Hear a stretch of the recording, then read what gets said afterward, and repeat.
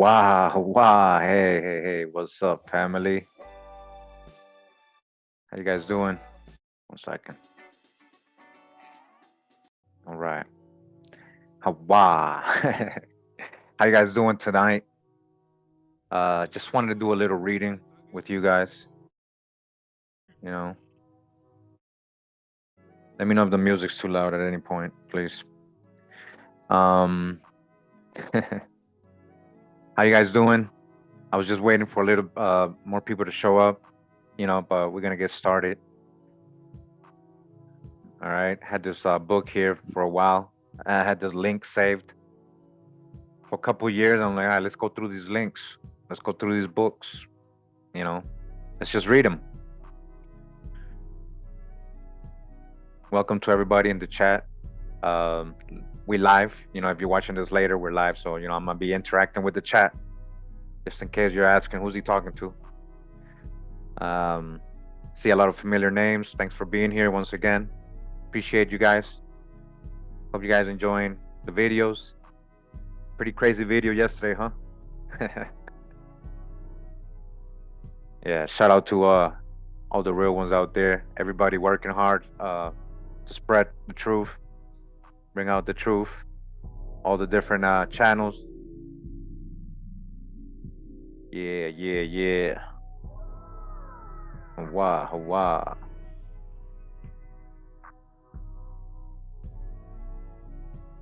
Yeah.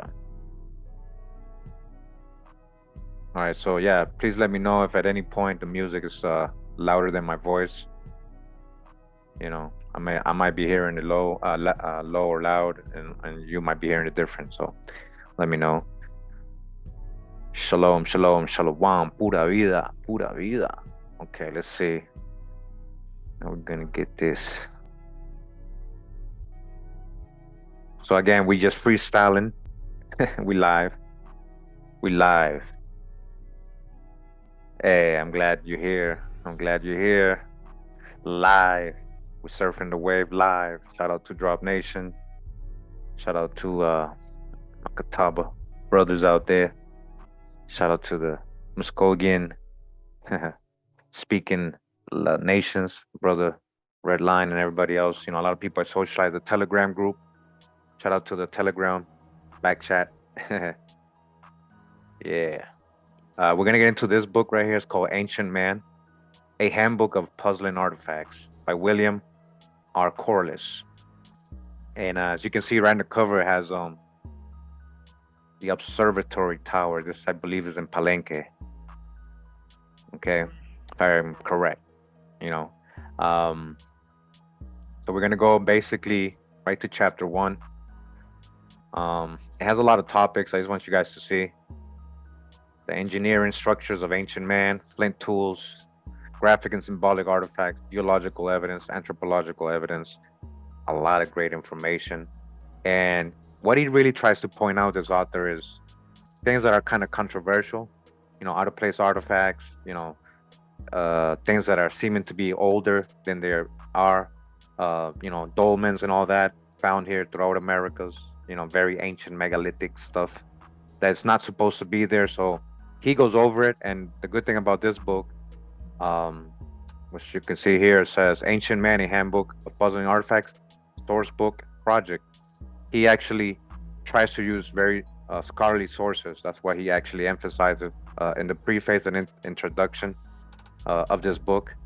So basically, so you can do the investigation and verify for yourself, and you decide. So that's kind of what we do in my channel, So I thought it was pretty cool. And I went over it a lot. I've gone over it a lot. I've read a lot of it, and it's pretty amazing things. And I was just gonna pick out things and try to do videos, and I never get to it. So we're just gonna freestyle. We're just gonna read it. We're gonna obviously focus on America. If you're interested in reading, the rest of the book, all the different parts, because it does talk about different regions of the world. But you're gonna see, if you actually start reading this book, that it actually focuses a lot on America, like a lot. All right, so we're gonna get those parts. This is part 1. Doesn't matter how long we take to read the book, how many parts. So we're gonna go ahead and do that. because it's some pretty good information as you go throughout the book. All right. Okay. So it says here, Standing Stones and Dolmens. All right. A universal and perpetual human urge is the erection of monoliths and other simple stone structures. From ancient man, we have inherited many thousands of menhirs, single standing stones, dolmens, tabular stones, supported by other stones, rocking stones, and similar stone structures. Not all standing stones and dolmens are incredibly ancient, for the practice of raising simple stonework has persisted down into historical times, especially in India. The main purposes of menhirs and dolmens have probably not changed down the millennia, namely the commemoration of an individual event as a geographical marker or a religious symbol, etc. Right? So this is their hypothesis. So he's kind of trying to break down what a dolmen is in case people don't know. So again, North America, right? A remarkable standing stone site located. It says here anonymous Niara newsletter. Thanks to some of our valued contacts in the Massachusetts Archaeological Society, Niara has located a potentially very important standing stone site on a mountaintop in the northern Berkshires. Due to the necessity of averting vandalization of the site pending a full and thorough investigation, it is not possible at this time to disclose the exact location. First visited by Niara members Andrew E. Rotovios and William German in May, the site was surveyed by President Stone and Chief Archaeologist Whitall in July. It comprises a half dozen standing stones, shaped and tampered to points as in similar West European stones, all right, just like the ones in Europe, and set up on the crest of the mountain in a pattern suggesting orientation on the celestial North Pole. In addition, there are about 15 stones that have fallen, including a giant menhir, 17 and a half feet long.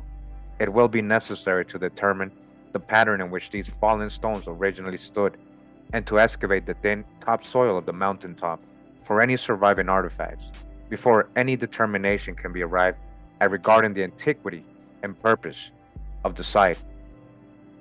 All right. Again, welcome. We're just reading this book right here, Ancient Man's Puzzling Artifacts, and we're reading mostly what is found here in the Americas. Let me know if the music is too loud, guys. Again, make sure. Says here the Hassaneck Dolmen by James Whittle.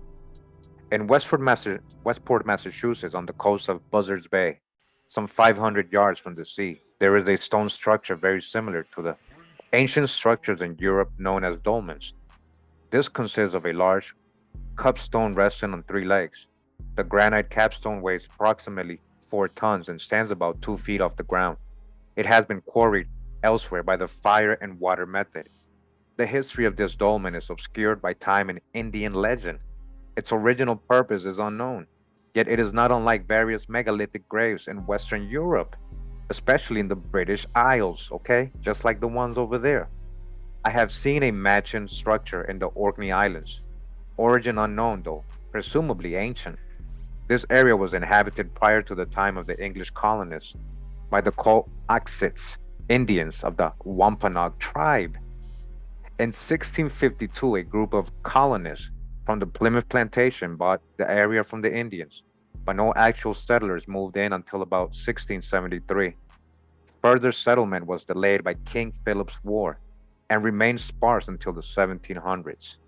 When the colonists arrived in the immediate area of the dolmen, the place was called Hassanek by the Indians. This meant stone house with stone roof, a non-Indian form of construction.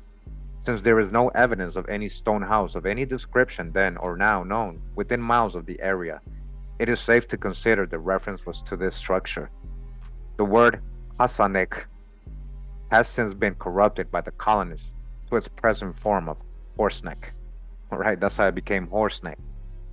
There are all references to this structure by owners of the property, 3 families down to the present day, state that the dolmen was an Indian relic used as threshing table for corn. It is an established fact that the Indians of this area did not do heavy stone work, much less move a 4-ton slab of granite onto leg piers for corn threshing. There are several markings on the capstone, some illegible, others faintly discernible due to weathering. These are under further investigation. What can be read, though heavily weathered, is IMC 91, I guess they're saying, and a small triangle pointing north in one corner.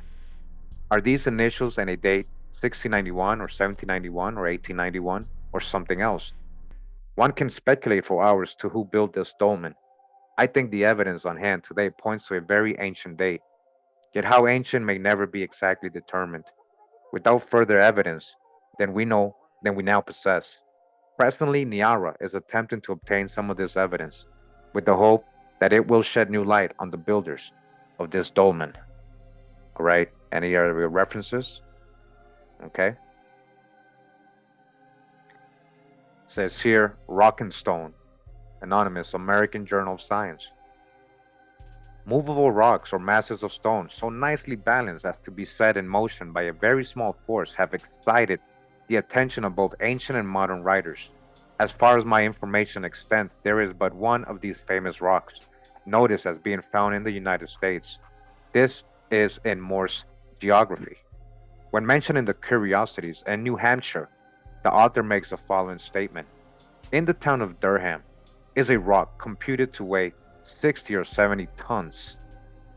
It lies so exactly poised on another rock as to be easily moved with one finger. It is on the top of a hill and appears to be natural. Putnam's Rock, mentioned in the last number of your journal, seems also to have been of this description.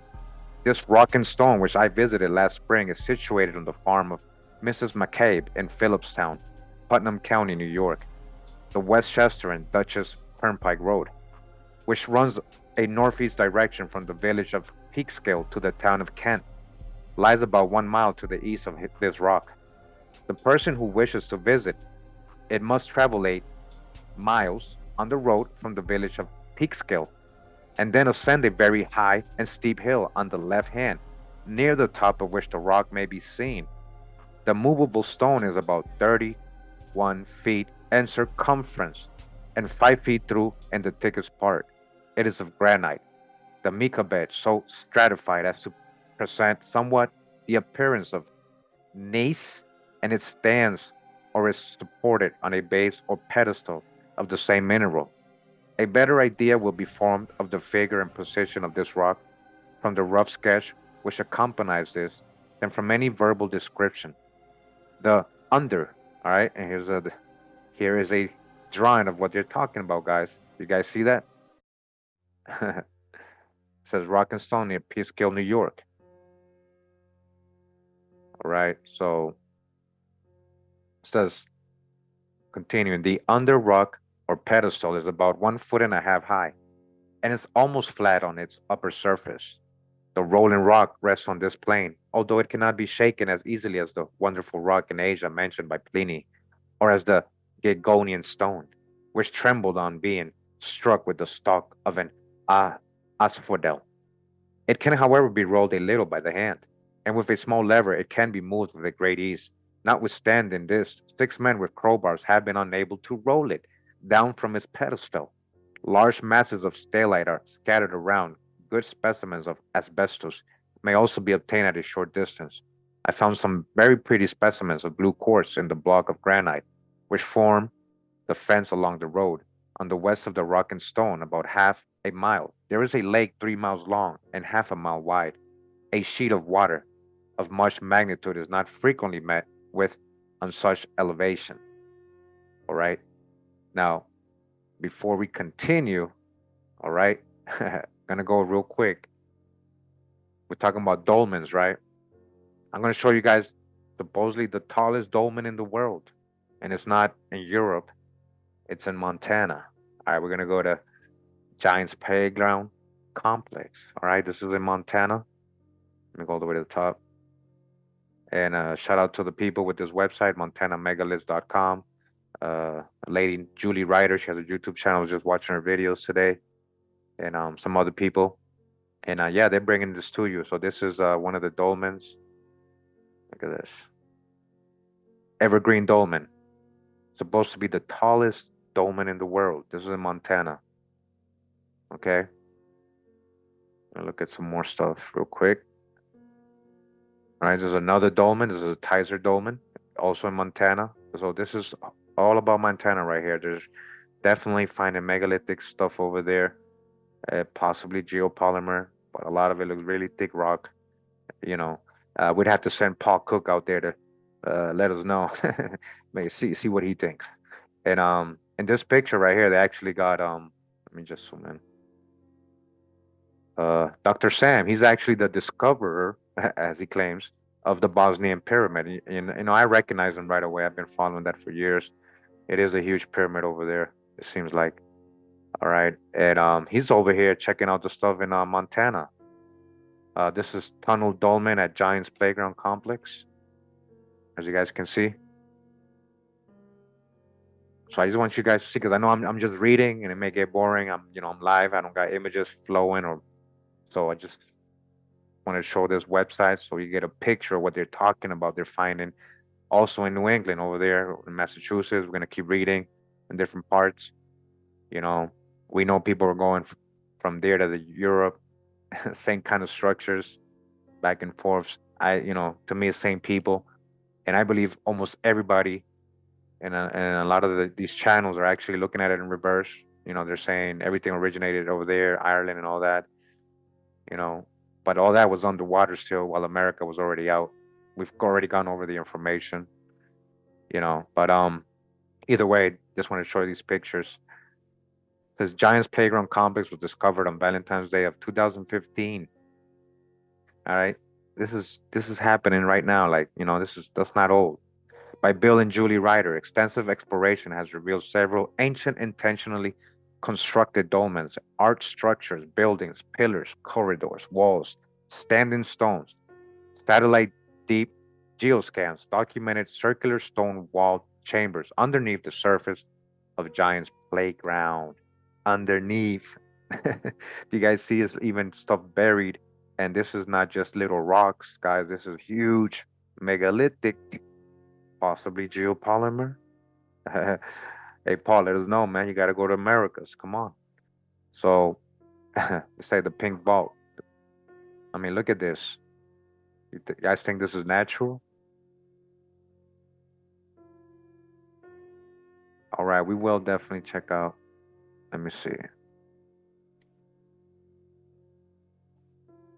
We're gonna check out the Missouri Dolmen real quick, guys. Since we're live, that's what we can do. All right. Is this it? Mm, Missouri, ancient Missouri Dolmen. Fair use. Oh. So check out ancient Missouri Dolmen right here. Mark Anthony, thanks for the video. We're just surfing the wave. Okay, check it out. You know, just another example. Shout out to Mark for the video. Make sure to subscribe. I'm gonna make sure to check out other Mark's videos. I don't know Mark, so check it out, guys. So, I just want to show there's actually numerous dolmens like this all over North America, and there's even stuff like this Central and South America, stuff like this. So, but there's numerous. I grew up in Boston. I went to American Stonehenge in New Hampshire. It has a bunch of this stuff, just like this as well. All right. So yeah, there you go. Hey, thanks for the drop, man. Let's go back. Shout out to Mark. Thanks, Mark. And oh, that's Mark. Actually, I didn't even notice it was you, Mark. Thanks, man. I didn't even put it two and two together, man. Thanks for referencing that. And I found your video right away. You saw that? I just Googled it. You came right up. So we're gonna hit like for sure. I'm gonna definitely check out your channel. And let's go back. So it says Ace deciphered the image superimposed over the pink vault and declared it was a map of Pangea. A map of Pangea? In the summer of 2017. Ace was 13 years old. Andrew Barker asked Ace what he thought the darker ochre raised image was. Ace declared it's a map. Andrew asked where Montana would be. Ace answered it is a map of Pangea. Simple as that. Okay. We got some more images here. So this is what they're saying, what they're seeing. right? And the rock, like a map. Interesting, huh? Very interesting. The geo mural displayed on the pink vault is an exact match to a map of Pangea before the continent split apart. All right, that's what they're saying. Andrew Barker at the pink vault, and then another picture right here. Wow, like just look at all the stone all around there. My theory at the moment, subjected to change with more data, is that the original buildings at Giant's Playground were built as an energy production plant for mining gold. And the fourth world religious icons from what evolved into separate worldwide cultures were installed. All right. So interesting theories, everything can play, everything's in game, because nobody really knows. So just gotta have an open mind with everything. So satellite deep geoscans show evidence that what is above ground at Giant's Playground is over 72,000 as compared with ancient underground and under the water megaliths. What? All right. Evergreen Dolmen, the tallest dolmen in the world. In Montana, prove us wrong. Is this a natural thing right here? Or is this a dolmen, first of all? And then if it's a dolmen, is it bigger than the ones in Europe? Simple as that. As simple as that. Evergreen Dolmen is 83 feet high, which makes this the tallest dolmen in the world. The only black stone in sight forms the capstone top of Evergreen Dolmen. A walkway high up near the capstone attaches Evergreen Dolmen to the side of Thunderbolt Mountain, which is exactly double the height at 166 feet above ground level. Okay? You know, we're talking about America's the true old world. All right? It's just going to keep coming out more and more and more in different ways. You know, we're just waiting for everybody else to catch up. Julie Ryder knows she's found what she found. She's like, hey, this is ancient, megalithic. Look at this, man. You're saying this is natural? Is that what you're saying? Is that what you're going with? You can even see, like, I swear, like, Paul, check it out, Paul. You can even see the rendering coming off. You see? Like pieces. I don't know if you guys see my mouse, but come on. It looks like pieces came off, like the rendering outside was what was covering it. What is that? Yeah, that's Nick Tanny and Tucker Miriams. Okay. And all right, another view of Thunderbolt Mountain. Thunderbolt Mountain. You guys hear that? Thunderbolt Mountain. Like, doesn't Thor have a thunderbolt? Thor, you know, Montana up there, right? It's pretty interesting to me. Let me see if we can get Google Earth working here, guys, real quick. All right, let's go to Montana. Dodge the hijack with the ball. Dodge the hijack with the ball. All right. They got you spinning on the ball, so you're so dizzy you can't think straight. You got to break the spell. All right. Now, now, okay. We're so used to looking at the Earth like in a certain way, right? And only in a certain direction. Like Americas is always on the left, and you got Europe and Africa on the right, and then the Arctic is on the top. All right. So, all right. What I'm trying to say is now that's Norway, right? Finland, Sweden, all these countries, Germany, Poland, United Kingdom, Iceland, Greenland, right? So who's to say what I'm trying to say, guys?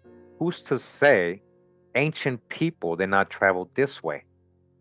Why wouldn't they travel this way too? Why not? They tell us, oh, it's frozen, you can't go up there. Yeah, they don't until you go up there. Exactly, it's all perspective. Now, this is what I'm trying to explain though. So we got these legends of Thor, right? Wotan, Odin, Wotan, oh, like, they're saying they're in the cold places if they go in the north, right? So to them, right? Let's say to them, this is going north. Keep going north, Greenland. Keep going more north. Go past the ice or whatever, right? Go past all this tundra, and then you end up in new lands. Where do you end up? In the Americas, Montana. You're like, are we talking about Asgard? What are we talking about? Alaska, We're talking about Anion, the Straits of Anion. Yo, Kivara. Yeah. I'm just trying to, you know, another perspective. Why does it always have to be from this way to that way? You know, why do we always, they want us to think everything goes that way only? You know, who's to say this was always ice? Who's to say it was up there? You know, when we talking about, you know, a true map, you know, they got the North Pole in the middle, not in the north, right? This is the middle, right? So who's to say people weren't traveling through the middle, right? And that's all I'm just saying. Let's go back. All right, let's not get off track. I'm just saying, just think about that. And yeah, look at this. So Thunderbolt Mountain, huh? Phase at top of Thunderbolt Mountain. There's a little phase here. Recently, I gave Dan Bauer instructions on how to find Giant's Playground. Dan took some extraordinary photos and made significant discoveries. I mean, look at it. It's just like rocks, megalithic, at these like ancient buildings, you know, ancient tree roots. I mean, we already know what's going on. I mean, look at this. All right. So I thought it was interesting. So I want to show you guys this.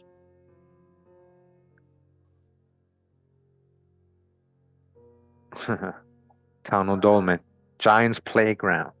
Giants Playground. So like if you guys look at old maps, right? Old maps of North America, this whole area was incognito. Incognito. They didn't know. Terra incognita. Unknown land. Land of the giants, huh? Canada, Canaan, Canada.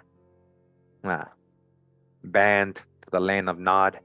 Where's Nod? Hmm. Cold place. Okay. Let me, pretty cool pictures. I mean, look at this. So we're just supposed to like, you know, everything's natural. Like, oh, don't worry, that's just natural. Nothing to see here. Hmm. And I guess they're doing some kind of alignment here. With ancient Peru says the Montana megaliths are on a major Earth energy grid that connects Angkor Wat in Cambodia with Nazca, Peru. And I was just looking at some very interesting pyramids in Nazca. Caral, we already gone over Caral. I mean, guys, there's so many. It's just ancient. It's so ancient there in Peru. These pyramids, they're so weathered down. Like they're so ancient.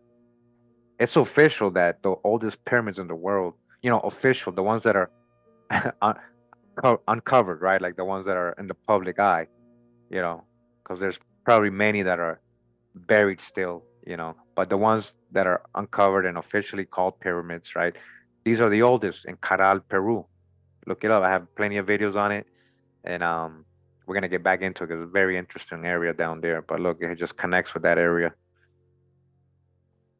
It says Michael Pell has named this the Rider Line, a giant's playground in the Montana megaliths. A statue of a Buddha, similar to the ones in Angkor Wat, faces north. A statue similar to the Bennu Birdman at the we talking about Doff. Come on, discovered in Veracruz, Mexico, which is also on the pink line. All right, that's the Buddha. Buddha Mountain, Buddha Montana faces. There you go. The Bennu bird. Look at that. That does look like a bird. Check it out. Yeah, according to the Bennu. Yeah, check out my thought videos. We're gonna break that down again. We're gonna get back into that. Yeah, because the knowledge has advanced. The studies have progressed over the years. Oh, look at this example, like an exact copy almost. Look at that. Yeah, exactly, McCur. We're right under our feet. That's what I'm trying to show everybody. It's right here. They're distracting you. Shout out to Paul. You know, he went to Egypt, and he just found out the hard way, man. Like that's not. It's yeah. We don't want to talk bad about the people, but the way it's being run and that whole theme park over there, and you can't even go close to it, and it's geopolymer anyways. You know, it's not megalithic. It was built more recent than they tell us. That's a theme park for real. and they got us distracted going over there and the holy fake holy lands and all this other stuff. So wow, we got all this right here. So again, we just came off the book. We just wanted to show you guys some examples of what they're talking about in this book. All right, the book's gonna get really interesting. So let's just get through it. Look at this robotic watcher.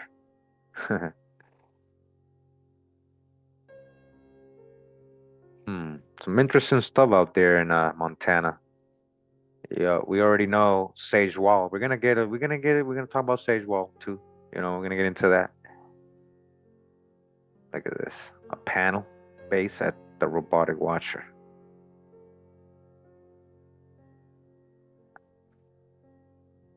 Hey, welcome, welcome, wherever you guys are joining, whatever part of the world. Thanks for being here right now. All right. Okay, we know her, Lady of Elche, found, I believe, in Spain. And there's something about her they don't know the origin. They try to make up the stories and everything, but we've read Forbidden Histories by Daniel Lowe, Danny Boy, the hater. He don't like us reading his book on videos. He gives us copyrights. Either way, he had some pretty good info. Apart from him being a little hater. um, Let me see. Yeah, he basically saying it was actually from America. This statue came out of America, Lady of Elche. All right, so I guess they're comparing it with this Tartisia de Montana. Peace, peace. Thanks. Welcome. We're just going over some stone monoliths and dolmens found here in America, ancient. Right now we're in Montana. Giants Playground Complex is what it's called. And guys, look at this right now. Look, this is an inscription. Look at the drawing on this rock. Look at it. Look, use your eyes. You guys see it? You guys see that? On the north side of the pillar, the face of Tartisia de Montana was carved. On the south side of the Tartisia de Montana pillar, lichen was grown into the grooves of what appears to be a giant thumbprint. A giant thumbprint, huh?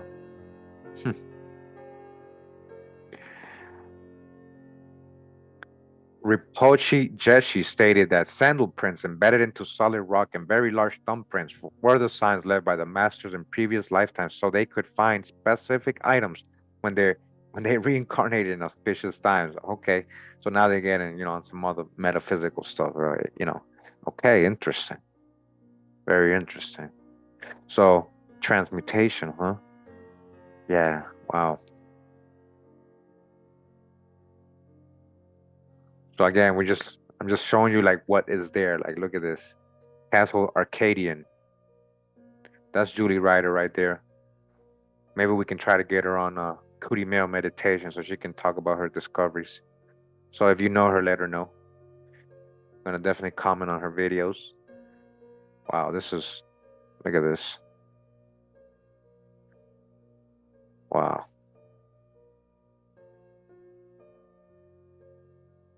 Yeah. Intentionally constructed proof points. Castle Arcadia.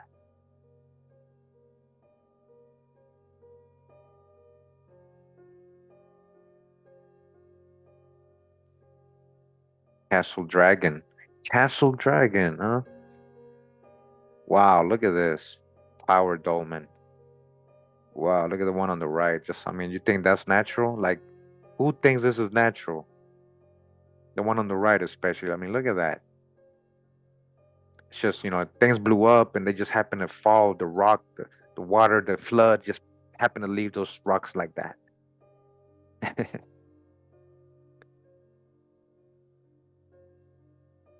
Wow.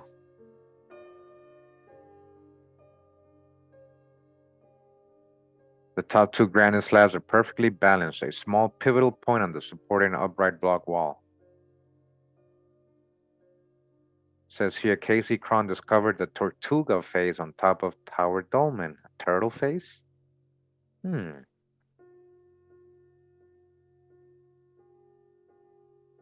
Barcode orbs?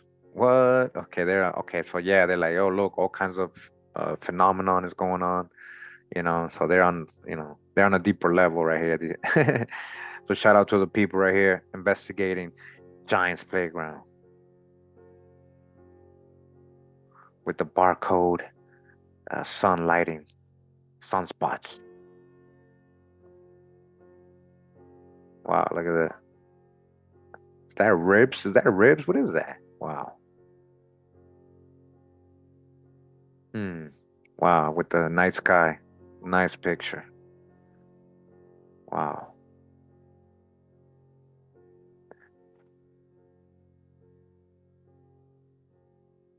Art Dolmen, Randall Monk. Art Dolmen. Dog catcher, Geo Mural. All right, again, they're finding all this in this place right here. They're calling Giants Playground Complex. Dancing rock is suspended over a flowing stream. Wow. More dolmens.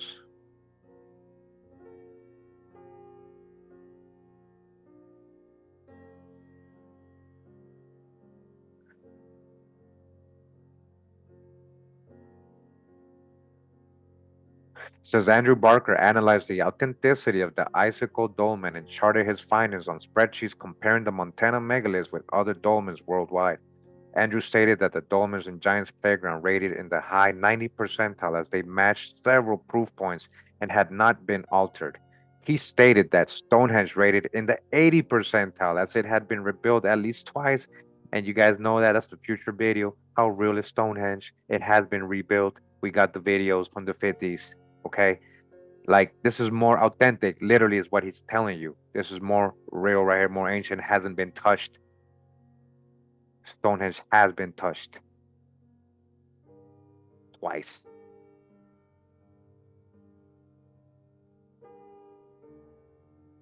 Yeah, yeah, yeah. He's hip. He's hip. The Benny Bird. The Benny Bird. So-called giants. Yeah.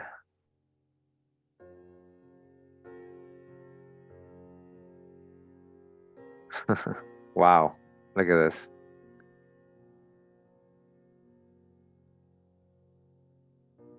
Yo, what's up, James? Yeah. Everybody in the chat, Susan, Shaha, Shaha, and everybody else. I see you guys. All the people who's always been here for riding for a long time, riding the wave, surfing the wave. Look at this. Giants Playground. Knights Templar, huh?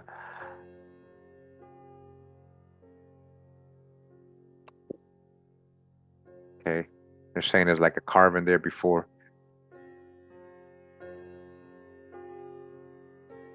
Dreaming Goddess. Wow, look at the face.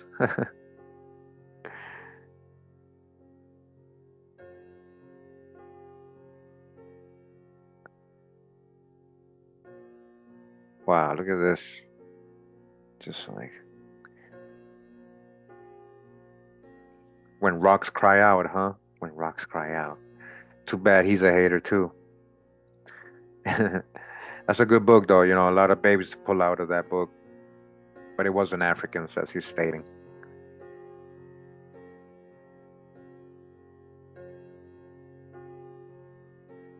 I mean, look at all this stone up here. Wow. Look at this. Wow. Spiral Dolmen. Spiral Mountain.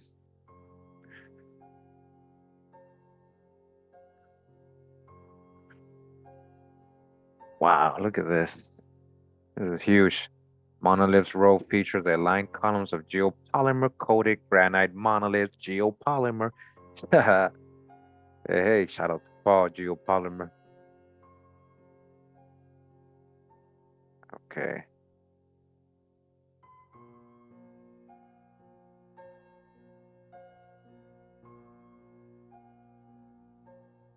Okay.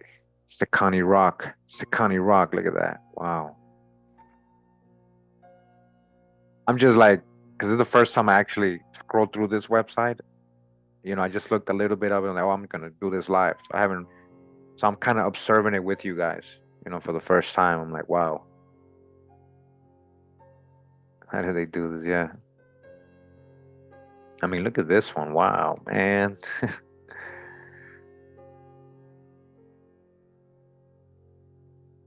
And look at them destroying it right here. Protect the Montana megaliths before they destroy them. Says the U.S. Forest Service threatened me with 6 months in prison if I gave tours of specific sites, especially Giants Playground. Then they financed a 6 million road reconstruction project that connects Giants with Highway I-90 and started to haul away megaliths. Oh man, do you guys hear that?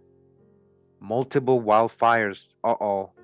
You already know wildfires. Come on now, all I gotta say is one word: Maui. In this area last summer, these wildfires, cleared away the forest cover so the megalithic sites could be seen and identified from above. Wow. We watched as spot fires started over several megalithic sites that I had identified on Google Earth. The smoke rarely connected. Each site spontaneously burst into high flames with thick black smoke. Wow. Hey, hey, man. Hey, you guys already know what's up, man. They already told us in 2013 what they were going to do, what they can do. They've been doing it. Shout out to James. They've been doing it. They've been doing it. They just came out with it on the news like, oh, it's time. We tell them. They won't care. It says the government just announced a mineral survey of the area to identify precious minerals, which means they plan to dig it up. This is the cover story. The laws have been changed so that now the U.S. forests are considered multiple use, which means the government can sell whatever they choose. Our precious wildlands and forests no longer belong to the people. They have become resources of the federal government. The Rio Tinto mines received a contract to survey from the Department of Interior. Okay. Hmm. Too bad. You see what they're doing? Yeah, hijack city. The hijacks. All right, so we're gonna check out a little video of hers a little later. We're gonna go back to the book again. This is the book Ancient Man, a Handbook of Puzzling Artifacts from 1977, William Corliss. All right, really good book, guys. It starts out a little slow, but you guys are gonna see as we keep reading the book what it's gonna say about America. It says the Quista Dolmen on the island of Martha's Vineyard, hidden from motorists traveling to Gayhead, there is a small knoll called Kista, on which stands an unusual structure that has given rise to much speculation since its discovery. Four large boulders are arranged in a rough circle with an opening on the downhill side. These stones are about 2 feet in height and form a remarkably tight wall. The two on either side of the opening were evidently selected for their smooth surface and give the doorway a symmetrical appearance. On top of these stones rests a huge quartzite capstone, roughly circular in shape and weighing about 2 tons. A few coins are placed beneath it to chink up various openings. The chamber thus formed is about 2.5 feet in the height and slightly more than 3 feet wide by about 6 feet long. The opening faces to the southwest. To consider this structure as a functioning part of a colonial farmstead lacks for a logical purpose. It is highly improbable that an early settler would expend the energy necessary to erect such a structure which would seem to be of little service to him. There is no historical record of this stonework. The only justifiable use of this chamber would be a burial crypt. A plausible explanation is that it marks the last resting place of some early explorer who was of too great a consequence to be thrown overboard after death. The choice of this spot not far from Menemsha Pond would be logical in the prescribed manner of burial for the dead during the period 1660 BC to 2500 BC. All right, that's literally what 4,500 years ago. About it is, if we go with their false chronology. It is truly a fantastic old date to consider. But if we compare the structure to those in Western Europe, we find that we have a chamber that parallels very closely the portal graves or dolmens of the megalithic period, 3000 to 1000 BC. This is the only stonework of this kind on the island, just scattered throughout New England, are others similarly unexplained. In fact, 7 miles away, directly across the bay from this dolmen, is the Hassanek Dolmen in Westport. Suggestions have been made that this dolmen could be the grave of a Viking chieftain, perhaps, but if we consider it Norse, we must go back in time, before the popular period of Viking contact in the New World around 1000 AD. Norse burials of that period were generally conducted in a different manner than this structure suggests. There are Sweden chambers similar to this one, notably north of Gothenburg, but of the period 3000 to 2500 BC. In 1934, Dr. Frederick Johnson at the Peabody Museum at Harvard University excavated the chamber. All right, so if you guys ever in Massachusetts or from Massachusetts, Boston, make sure to check out the Peabody Museum. I used to go there as a kid. I used to love it. They used to bring us there on field trips. And then as an adult, after I got out of school, I used to go there, bring my oldest son and everything. Like, look how interesting this is. They have all kinds of cool stuff here, natural history. And they're actually also, from what I've seen, because they've been a part of major excavations and artifacts, they're like gatekeepers, I would say. They holding a lot of stuff there in the Peabody Museum at Harvard. You know, his only findings were artifacts of colonial origin, which came from the topsoil. No other material was uncovered. Therefore, he felt that because the lack of evidence to the contrary, that's what I'm saying. See, guys, this is a gatekeeper they stand. He's like, oh, there's nothing there. Therefore, he felt that because of the lack of evidence, the structure had to be considered of colonial origin. More serious considerations having to do with the dolmen are almost immediately frustrated by lack of any further evidence. Perhaps the structure itself had long before been cleaned out by some settler in search of treasures or Indians utilizing items found there. Then again, the ravages of time in New England soil conditions would over a great period of time destroy all evidence of any burial that might have taken place. And it says here on the Celtic Antiquities of America, okay?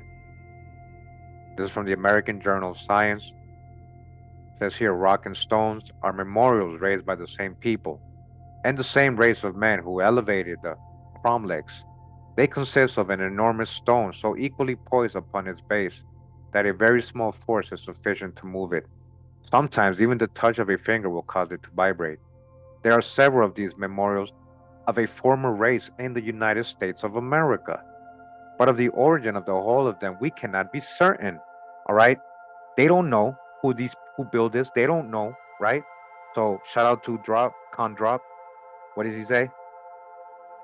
If they can't tell you who you are, how can they tell you who you're not? So if they can't tell you who built this, how could they tell you who didn't build this? Oh no, it wasn't these people. You don't know that. You just said we don't know the origin. We don't know. We cannot be certain until an accurate account is published of their size, appearance, and situation, and it would be desirable if they were illustrated by correct drawings. In the state of New York, there are probably three or more. Professor Green has described one in the American Journal of Science, Volume 5, page 252. It is situated near the top of a high hill, near the village of Peekskill in Putnam County.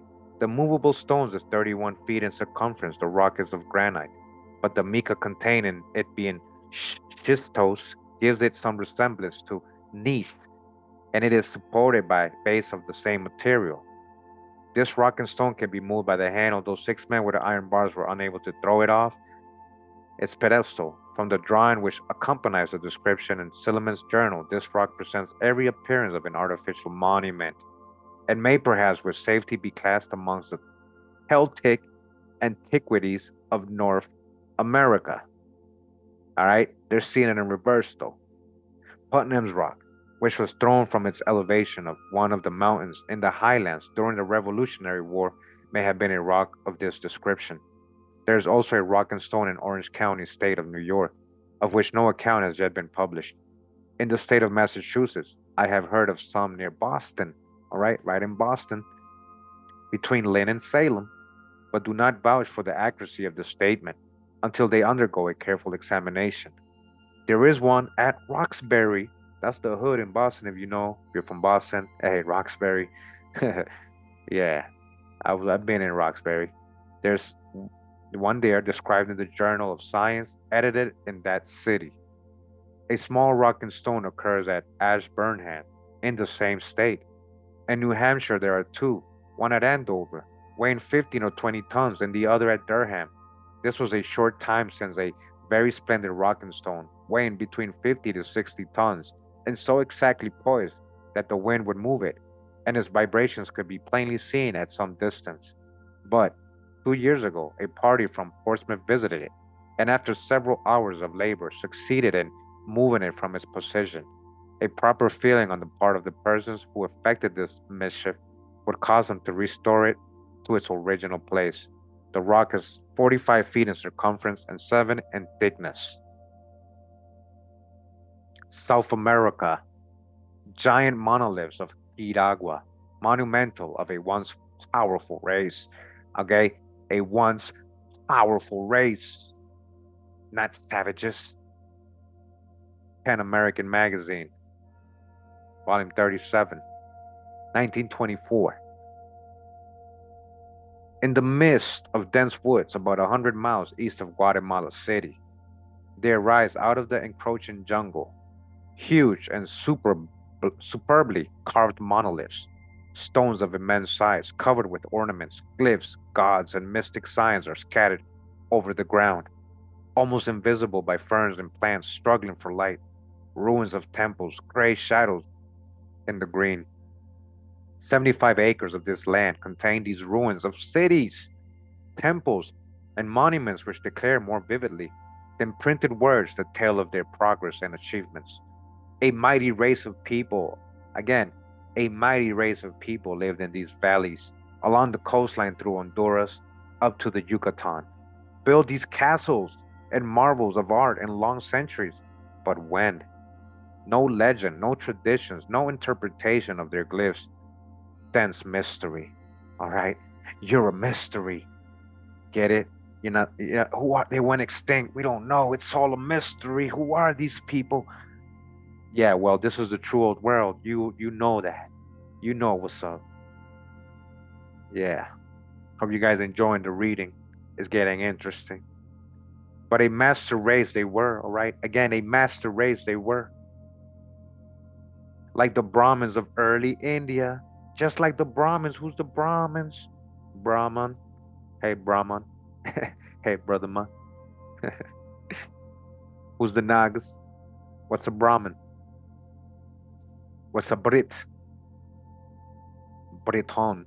Bharat. What is Bharat? Bharat. Bharat. Birit. Brit. What's up, Archivist? Welcome, man. Hey, guys, check out Archivist channel. Check out James' channel, James Lucifer, Wooden Branch, AK. Hey, an elder right there to listen to. Trust me. And then the Archivist, he got the drop. Everybody I recommend got the drop. All right, we're getting the drop right now. Again, but a master race they were, like the Brahmins of early India, glorious in culture, like old Egypt, just like Egypt. This is Egypt. This is Tamari, with your Greek words and your confusions and putting theme parks on the other side, naming places, duplicating phantoms and duplicates, huh? Yeah. And their powerful skill of building, like the ancient Greeks. What Greeks? Stop making up things. Greeks and Romans. What is that? According to Anatoly Fomenko, they didn't exist. Their history was glorified. Touch the hijack. Hellenized, Hellenes, right? That's a. They didn't call themselves Greeks, and they didn't call themselves Greeks either. They didn't call themselves Romans. None of that stuff. There are many theories about their origin. Some very attractive, like that one, that all these countries were submerged when Atlantis, the island and motherland, the motherland, Atlantis. Where's Atlantis? Flourished, flourishing, and a high culture was destroyed, and that remaining under the sea for a certain and unknown period, they rose once more and were peopled from the highlands. All right. So, hey guys, guess what? All of Atlantis didn't sink. A huge part is still here. We're just standing on it. Yo, the archivists got the drop. The Etruscans And I totally agree.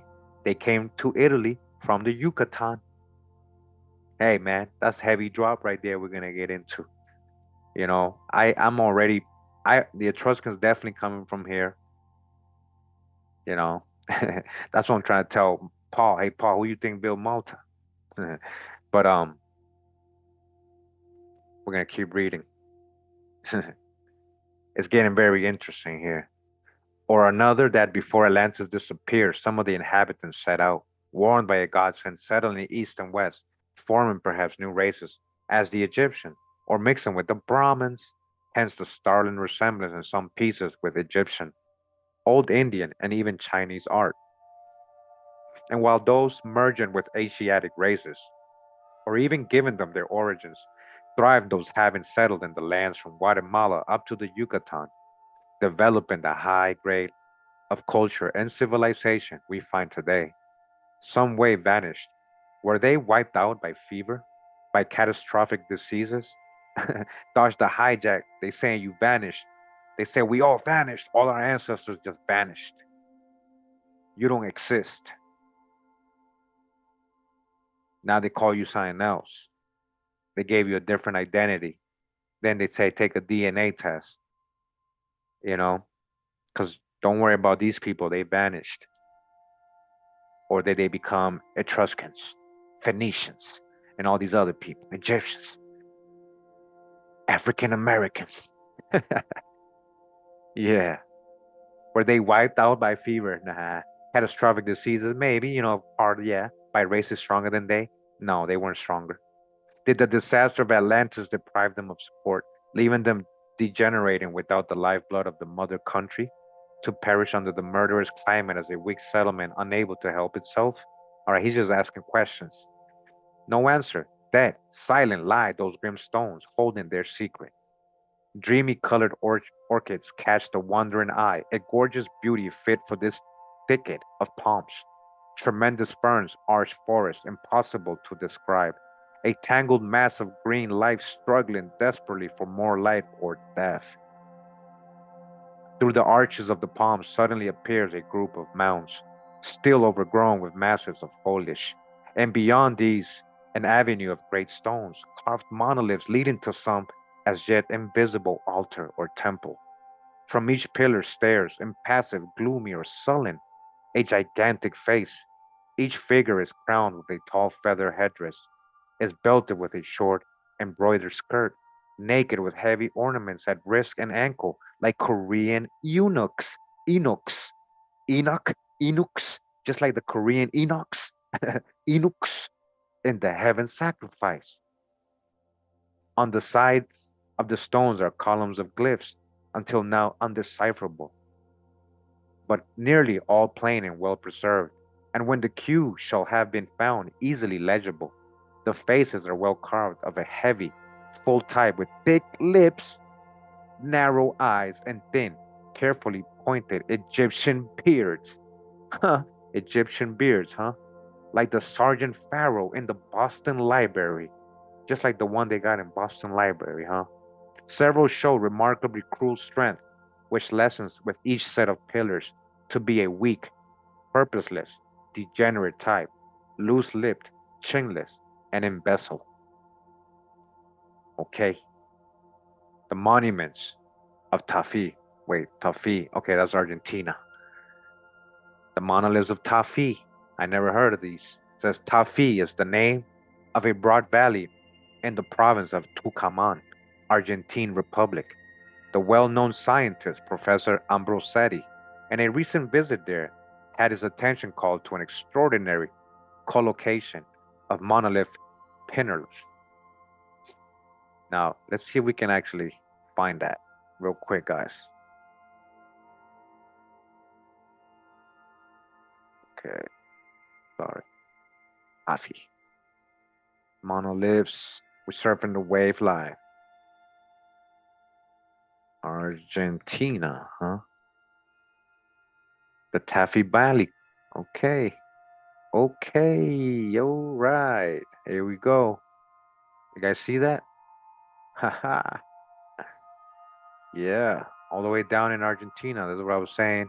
They find in dolmens and these stone monoliths down in South America as well. All right, that's not loading, but this is what they're talking about here. I guess this is an example. And don't think this is ancient land down here in South America. All right, when we're talking about Mesopotamia, you Google that, this is what you get, right? Hold on. That's what you get, right? You get the hijack. You get the hijack. And then you get drawings. This is how it used to look. Okay. Then you go Argentina. There you go. So Mesopotamia. Hold on, guys. This is a really good. Let's see if the website comes up. Go to the images. All right. All right. Mesopotamia, Argentina. Okay. Hold on. Mesopotamia, Argentina. And literally a very beautiful rainforest, fertile, lush. It's actually between two rivers. That's why it's called Mesopotamia. I mean, so what you see, this line right here coming down, that's a river. And this other one right here, these are rivers. So it's literally in between two rivers. All right. And it's, Mesopotamia. We're talking about. What you talking about? Oh, you thought it was on the other side. Oh, you say, nah, Kurimeo, they just named that when they got there. Oh, you know so much. You know so much, huh? Who told you that? Miss Walker in elementary school? Who told you that? All right, check it out. Uruguay River, Parana River, Mesopotamia, between two rivers.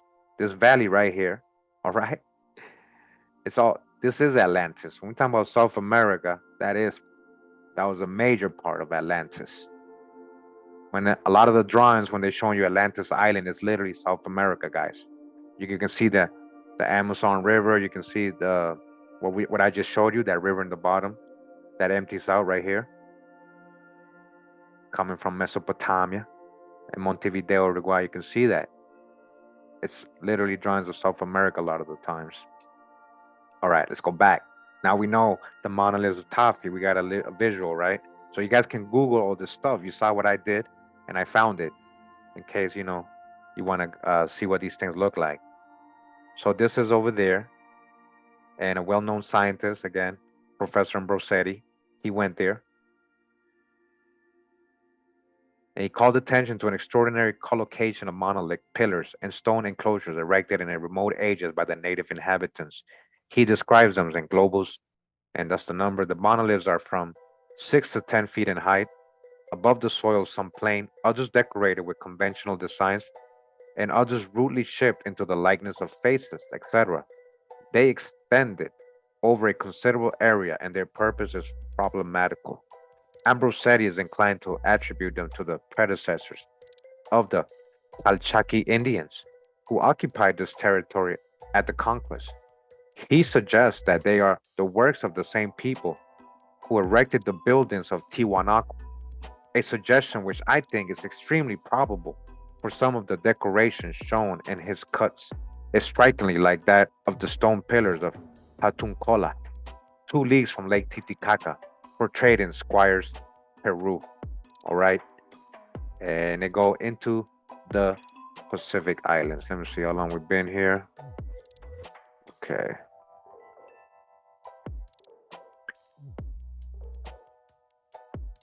All right. So we've been here a little bit more than an hour. So it starts going into the Pacific Islands. Let me see. Okay. Which is pretty interesting too, if you guys want to go ahead and check them out. It says here megalithic monuments, Indonesia. It's gonna go back right into America. You'll see. Again, this is American edition. We already know about a lot of these. This is things they always showed us. Okay. We hope you guys enjoying the reading. Thanks for joining us. Yeah, Utah most likely has a lot. I'm just reading the comments right now, guys, real quick. All right, here, where we at? Where we at? All right, Middle East, Asia, Africa. So we got, it says here, graves and small mounds. It says, another natural human inclination is the commemoration of the dead with some sort of edifice. Ancient man did this, and so do we today. Ancient earthen burial mounds are found everywhere and are remarkable only if immense in size, profuse in number, or of perplexing construction. Since this is a book on the unusual artifact that thousands of Indian mounds found by the first American settlers are passed by, as are similar structures in other parts of the world. Exceptions are made for burial mounds of peculiar or especially ambitious structures, particularly passage graves and mounds with pyramidal inclinations. All right, so he's saying this is what I'm going to talk about. So I guess he's talking about North America's effigy mound. I can end it right here and we can do another part about effigy mounds here, or we can just continue reading. You guys let me know. So the effigy mound, a covered cairn burial site in Andover, Mass. Says the site is located on the brow of the hill, on the 160-180 contour. Haggett's Pond elevation is 116 with leaves down. There is a fine prospect over 220 acres. 220-acre pond and meadows to the east. The site was reported by W.B. Goodwin in Greater Ireland and New England. Greater Ireland and New England. Oh, we definitely get in that book. See, this is like how you find these books. This is how I do it, guys. This is how I do it. Let's see if this is a real book. Greater Ireland, right? So the greater or in superior, Ireland superior, or so minor Ireland is on the other side, huh? Minor Ireland, huh? We got Greater Ireland. Oh, we got it. So this is a little report here. So this is how I surf the wave, guys. The ruins of Great Ireland in New England. Great Ireland in New England. All right. Future video. I already know what it's gonna say. So yeah, this effigy mound here. This is the image of it, I guess. Graves and small mound. Matches with burial cairn. Cairn. Cairn. I know you spell that. You say that in Gaelic a certain way. Fine. Fine. Fine. Don't judge me.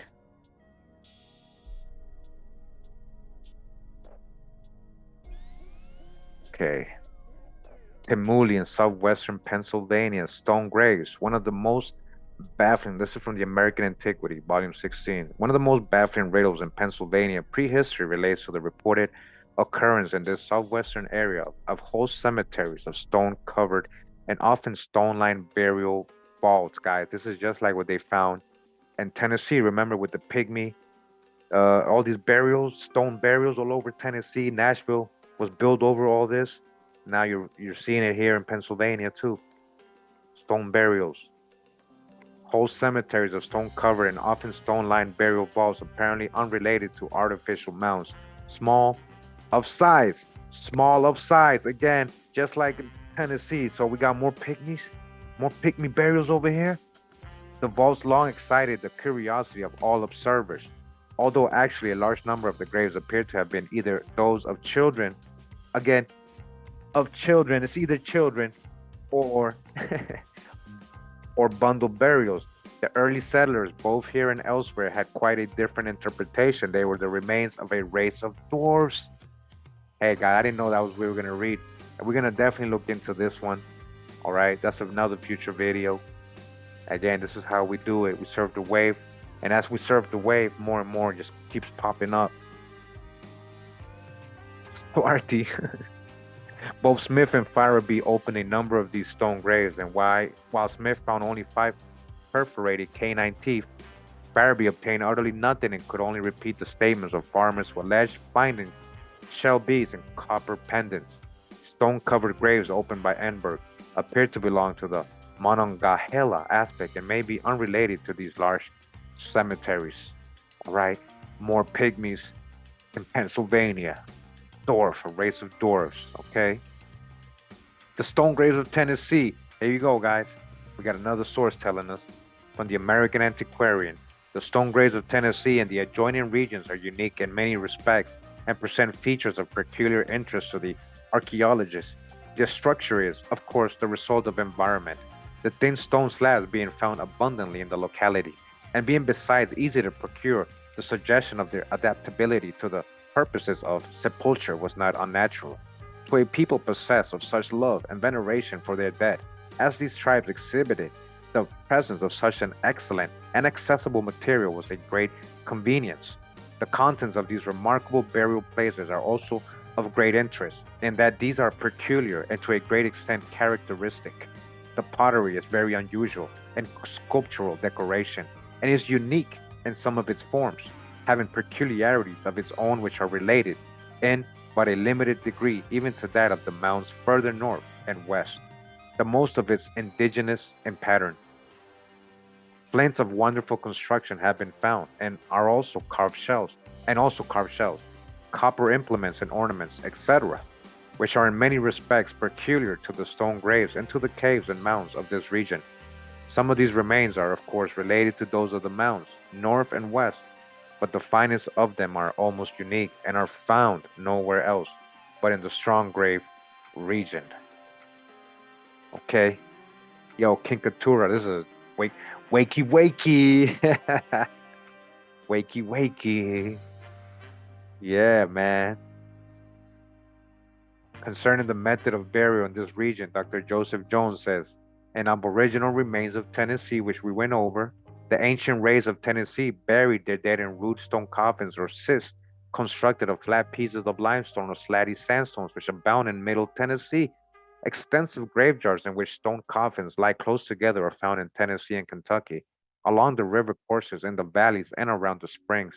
A considerable portion of the city of Nashville has been built over an extensive graveyard which laid along the valley of Lick Branch. A large number of the graves have been destroyed in the building of North Nashville, numbers being exposed and digging the cellars. Around these graves were formerly scattered fragments of pottery, arrowheads, stone implements, etc. The graves, although generally considered as rude fabrics, nevertheless exhibit considerable skill in their construction. The manner of burial seems to have been as follows. An excavation was made of the proper size and the bottom paved with flat stones. Then others were placed on the edge along the sides and at the head and foot. These were 12 to 18 inches wide. The body was then placed within this rude coffin, and with it were arranged painted vases, ornaments of pearls, beads, various kinds of weapons, large seashells, stone hatchets, flint implements, copper tools, and plates, etc. The top of the grave was then covered over with flat stones. The top slabs, or many of them, are now upon the level of the ground, but were probably originally covered with several inches of earth. Even yet, in the most carefully constructed burial mounds, the graves were covered with a foot or more of earth, and to discover their location it is necessary to probe with an iron rod. In some localities, the sides of the tombs stood up above the surface from 4 to 8 inches, as the instance described by Bartram. When a number of coffins were placed together, the side stones of the first frequently constituted the sides of the second, and so on. Many of the stone graves are quite small. All right, small graves and capable of containing only the body of a newborn infant. These small graves were constructed with much care, and they were made of much thinner and smoother slabs than those of the adults. Many of the short square graves were not over 18 inches or 2 feet in length and contained the bones of adults pitched in promiscuously. This class of grave containing the bones of adults packed in small space were constructed at the general burial festivals. All right, so remember, this was like what they were discussing, whether it was adults that were just packed in there, whether actual, uh, children or pygmies or dwarves.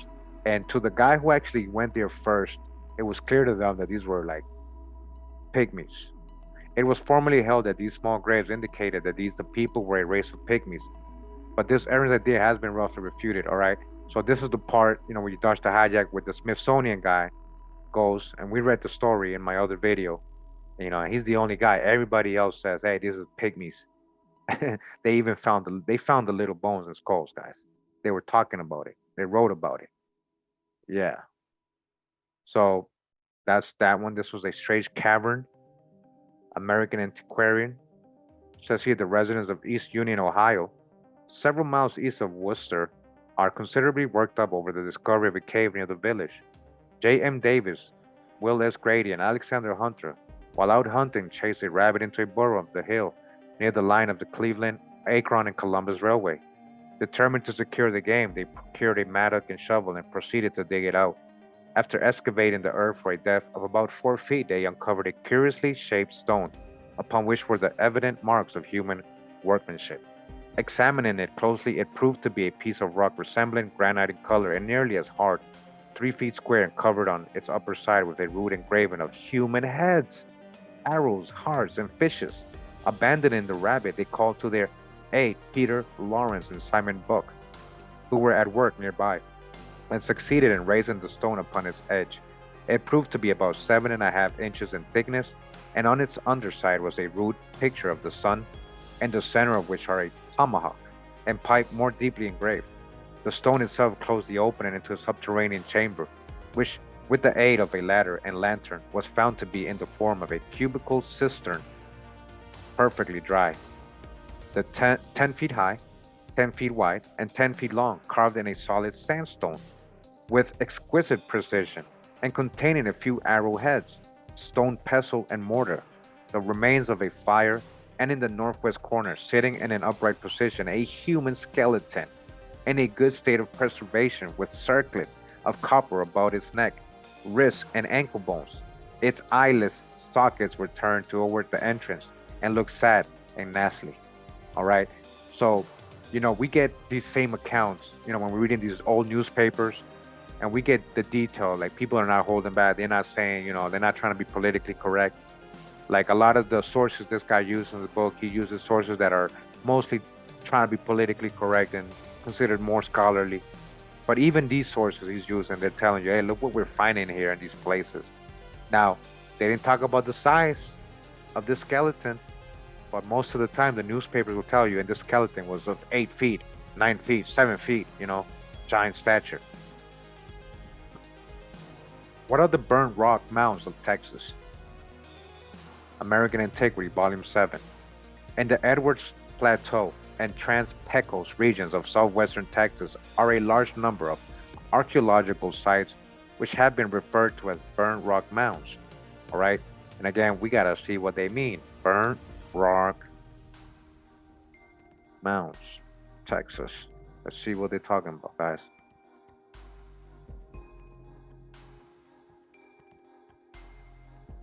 Wow, analysis of late. What is this? Archaic burnt rock feature cluster at the Rob Roy site, Travis County, Texas. Huh. Right? So you guys can see this is not any made up stuff. Like, you can actually look these things up.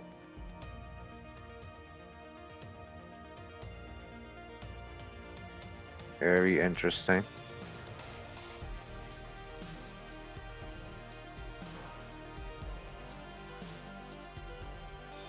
Burnt rock midden. Interesting. Burnt, huh? Burnt mound. Alright, so we gotta get into that one. See what's going on with that. Although this name is now well established in the archaeological literature of Texas, one looks in vain for a satisfactory statement concerning the origin and nature of these rather unusual sites. Quite a number have been excavated, but as yet few detailed reports on individual sites have been appeared. The authors of recent reports assume that the term burnt rock mound is well understood and, although implying that it represents a distinct culture trait, do not explain what it means. It is evident that many archaeologists do not understand its meaning, for at recent archaeological meetings outside of Texas, the writers of this paper have frequently been asked, just what is a burnt rock mound? In view of this, it seems advisable to put on record a brief summary of what is known at present about the formation of these sites. Burnt rock mounds are low eminences or knolls which are made up of thousands of densely packed angular fragments of limestone or other available country rock. They also contain varying amounts of soil, charcoal and ash, snails and mussel shells, animal bones, artifacts, and occasionally human burials. In outline, these mounds are circular and oval, and in size they vary from a few square yards up to several acres. All right, 1 second, guys.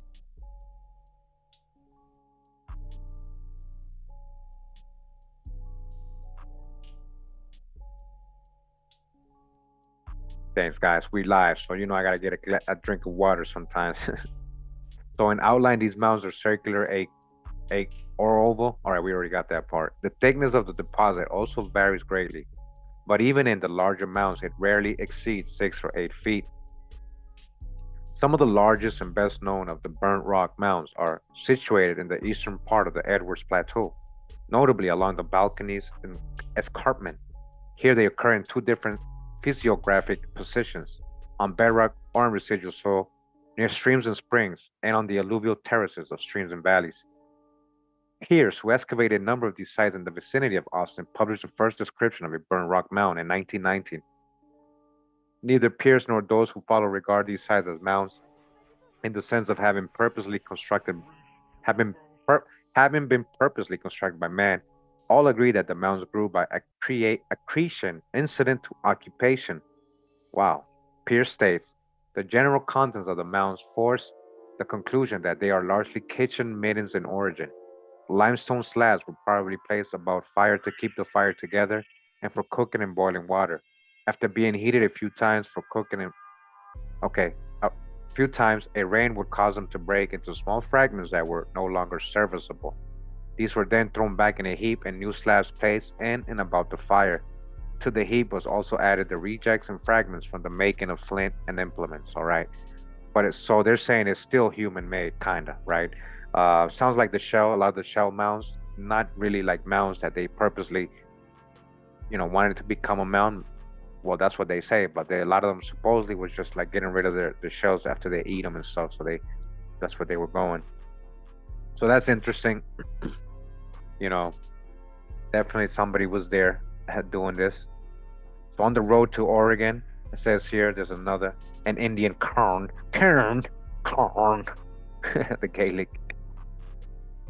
So 200 miles west of Fort Laramie, there's a pile of stones about 200 feet high and 300 feet in circumference at the base. The stones vary in size from the size of one's thumb to that of a water pail, all placed as regular as masonry. This could not have been a freak of nature. Wow, I would love to see these ones. How do you know what's the name? They probably didn't even have a name. So, Cairn in Oregon. Let's see what comes up.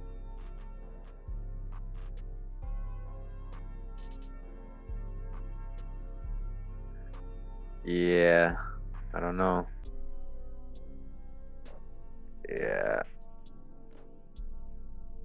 but that's very interesting to see. So they're saying this has to be man-made. They must have been piled up by men to commemorate some great event, but by whom and for what purpose, who can tell? A short distance from this pile are two large rocks about 20 feet apart and 50 feet high.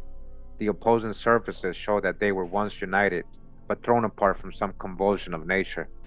Independence Rock on the same route is an immense pile covering 20 acres of ground and is 3,000 feet high. On one side, it is broken and falls off. From the top, you can see hundreds of miles. On the side of this rock, next the road, are 10,000 names of men or immigrants who were going to Oregon. In the top of it is a large hole or reservoir that will hold 6 or 8 barrels of water. There are also holes in the side that form complete rooms.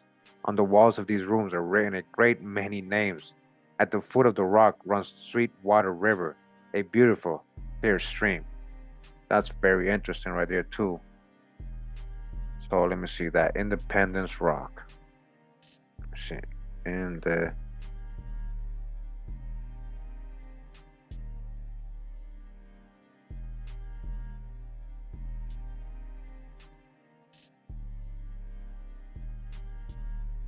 whoa, look at that.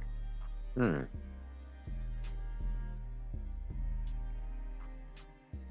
Independence Rock, huh? What is that? Is that a body lying down, a giant?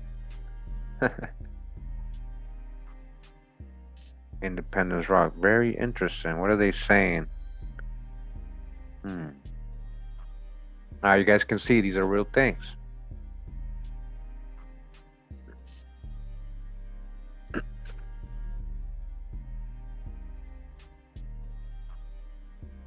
says data on the structure of pre-Columbian Huastec mounds in the Tampico region, Mexico.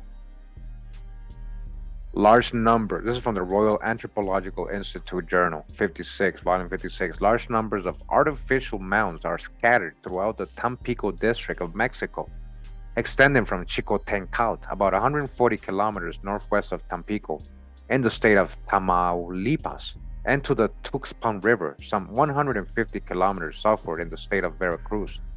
These mounds belong to the Huastec civilization, according to them, right? They usually occur in a group among which the largest individual mounds reach a height of 5 or 6 meters with a diameter at the base of 9 to 11 meters.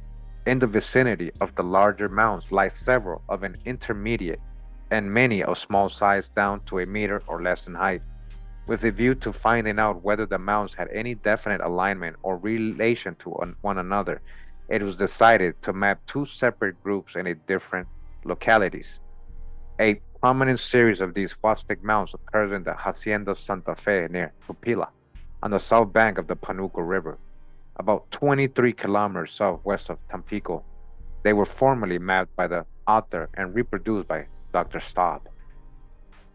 In 1925, it was decided to remap them, the work being undertaken by Mr. Cecil Drake. The general trend of the mounds is north 20 degrees east. The group as a whole surrounds a center core 85 meters long in a north to south direction and 35 meters wide from east to west. The tallest mound, 22, I don't know if that's, what is that, feet? In the northeast has a height of 7 meters. A small trench cut in the northernmost of the two latter mounds show the presence of horizontal cement flooring in the structure. Cement flooring inside the mound. 5 floors in all, 2 centimeters to 3 centimeters thick, were seen respectively 20 centimeters, 30 centimeters, 105 centimeters, 160 centimeters, and 180 centimeters from the top of the mound. The cement floors contain fragments of charcoal, and the material was evidently obtained from the sandy limestones of Oligocene age in the neighboring hills. The mounds themselves have been built up from the soil of the immediate neighborhood. To the east of the mounds, in the road, much broken pottery is visible, and small arrowheads of flint and obsidian have been found. All right, and this is, I guess, a drawing of it.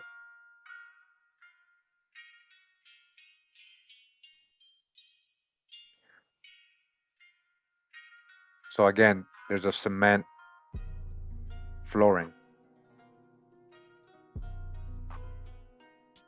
The following generalization can be made. In building Huastec mounds, any material conveniently available was used: shells, stone slabs, and, as previously mentioned, even asphalt from sea pages. In the alluvial sections of the Panuco Valley, no other material being available, only soil entered into the construction of a mound. The present rounded or conical outline of the mounds is due to time and natural degradation. The general aspect of Huastec mounds having been discussed, mention will be made of 2 interesting discoveries in Mount E. On June 20, 1925, the writer was advised by Charles McNair that on a visit to the mounds in Colonia Flores, he had seen evidence of a painted design on one of the cement floors of Mount E.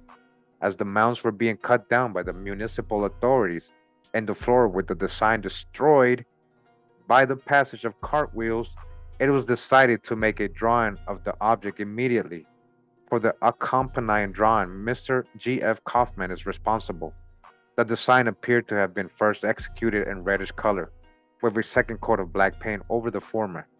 The designs had a total length of 270 centimeters from east to west, and the width of 135 centimeters in a north to south direction.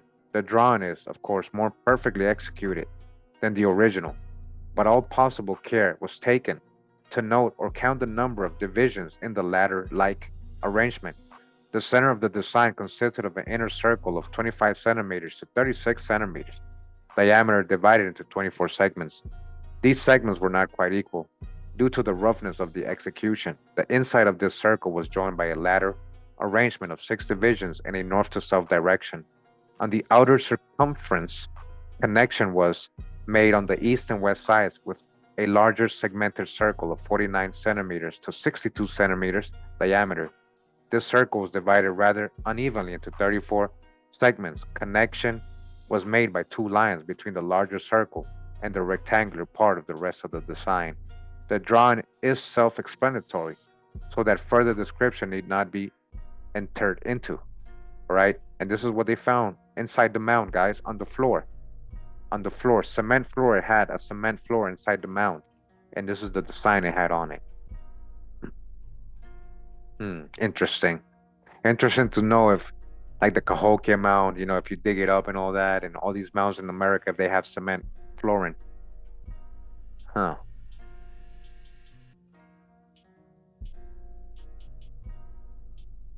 All right, so that's the Huastec mounds.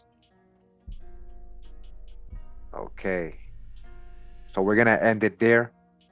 That way we don't make these videos too long so people can actually take the time and watch them. We're gonna continue reading this book, guys. It's gonna get really, really interesting when it starts talking about other things here. So it started out like, very slow, but you guys are gonna see how interesting this book gets. You guys can go find it and read it on your own before I do the videos, and then just, read it along with me, no problem. But I hope you guys enjoyed this little segment on the dolmens they found here. Check out Mark's dolmen here again in Missouri. Check it out. All right. Oh wow, look at that. Beautiful, nice place there. All right.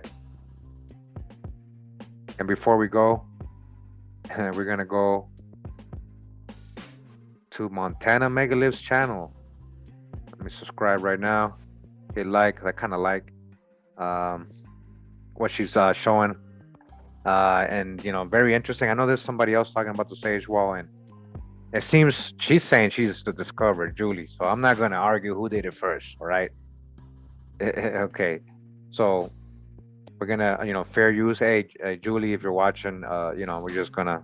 I thought it was a really good interview. If you don't mind, when I was playing it, make sure to subscribe to Montana Megaliths and check out her videos on it. Her investigation going on there. All right. So let me just go ahead and play this real quick.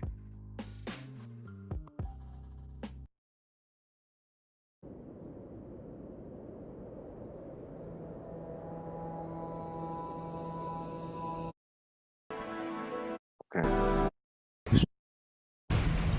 All right. Oh, hold on. That's the hijack. That's the hijack. Okay, that's the hijack. Okay. So actually, I don't want to get a copyright for the music. So unfortunately, but go ahead and check out the video, guys. I just want to show you. This is Sage Wall in Montana. Oh yeah, we're gonna get into Sage Wall and all this stuff being found here in the Americas. Hey Paul, check this out. You gotta come see, man. It says geopolymer. What you saying, Paul? So this guy right here is the guy who made the Bosnian pyramids very famous. The discoverer, supposedly, of the Bosnian pyramids, Dr. Sam, and he's there with Julie and her channel. He's taking a tour with Julie. He's definitely saying this is man-made. He's not saying this is natural. And what do you guys, look at it, guys. Look at it yourself. Come on. There's a UBTV UBTV. He did a great video on the Tower of Babel. I have a video on the second Tower of Babel, or the Tower of Belus, which was, it seems to have been the Pyramid of Cholula, which was not the original Babel, but what they built as a replica. So look at this, guys. So this is again Sage Wall. Let me see. Dr. Sam from Bosnia discovered this wall a few years ago when I kept hearing rumors about this incredible wall at Sage Mountain Center. But when we came here to first see it, We were told over and over and over again, no, this is just natural. The geologists have been here. This is just a normal wall that just occurred naturally. However, the reason we know that this has been intentionally constructed is granite does not split in 90-degree consistent corners, angles. And she's right, you know. You know, how is this natural? Granite splits like this, guys. You know, I just don't want to get copyright for the music. The 90-degree angles here, the polygonal stone that moves in between the angles to make this a smooth wall covered with geopolymer concrete at one time. This is granite. Granite does not split Geopolymer? at 90-degree angles. It's also extremely consistent and symmetrical. We know that it's about 275 feet long, but it extends under the dirt on up. There are crystals in the Mineral Museum in Butte, which were found in this area. The crystal's about so high, one crystal point. Wow, that's Big Daddy Smoky Quartz, Montana Mineral Museum. Crystals is part of the technology of the ancient civilizations. It helps create the energy. I brought many people here. This is on private land. Sage Mountain Center is a retreat center, completely off the grid, with gardens, with beautiful labyrinths, cabins, and this is on their land. It's under good hands. When I first came here, it was covered with dead trees and branches, and after I insisted that this was a cyclopean wall, that it was constructed, within the next week, they come and cleared all the trees so that they broomed it so that people can come here. There's a beautiful trail coming up the mountain that's completely marked. So it's private property. If you want to come here, you need to contact the Sage Mountain Center, get permission, and then you have a self-guided tour. Come yourself. I've also brought a shaman here from Colombia, who played crystal bowls and did some beautiful shamanic journeys here. We've done many a ceremony of using corn pollen and flowers. All right. So, you know, they're taking advantage of the site. Yeah, I just want to show you guys. I mean, this is amazing. You know, Sage Wall. All right, let me just Google it real quick. I'm back with the music.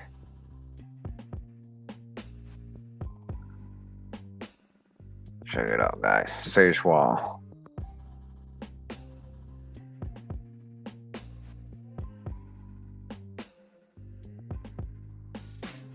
All right, they're saying this is natural. Now to see here, guys. This is natural. So this is the other guy, you know, that he says, you know, he found it.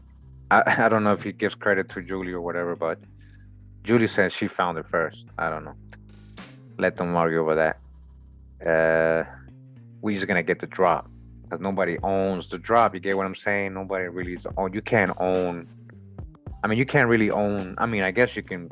You want to say I'm the first discoverer and all this, but I mean, the whole point is to bring information out to everybody. You know, the real people know who really did it.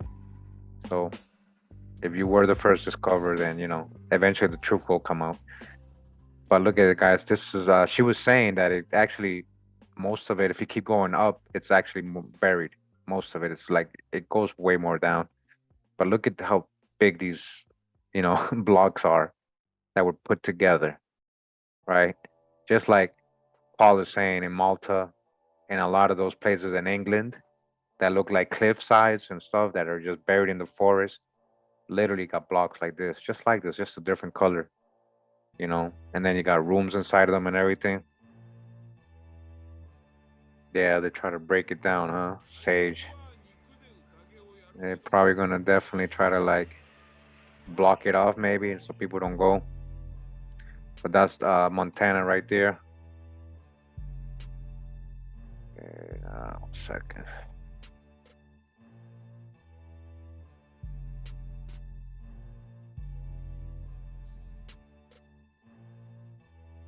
So I hope you guys enjoyed the presentation. Much love and respect. I appreciate you guys for actually tuning in. Let me just real quick, just say hi to everybody. Thanks for tuning in, guys. Hope you guys enjoyed the reading. This book is gonna get really interesting.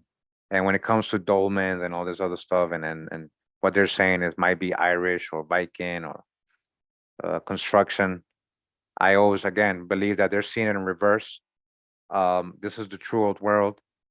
You know, well, while most of that place in Europe was under ice or water, America was already out and had already its people. All right.